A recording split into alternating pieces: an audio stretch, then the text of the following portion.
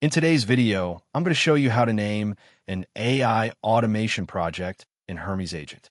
First, open Hermes Agent and start a new session. When creating a new automation project, choose a name that clearly describes the purpose of the workflow. A good project name makes it easier to identify, manage, and organize your automations later. For example, instead of using a generic name like Project 1, use something more descriptive, such as Customer Support Assistant, Lead Generation Automation, or Slack Notification Agent. Try to keep the name short, clear, and relevant to the task the AI agent will perform. This is especially helpful if you're managing multiple projects within Hermes Agent. After deciding on a name, enter it when creating or configuring your automation project and save your changes.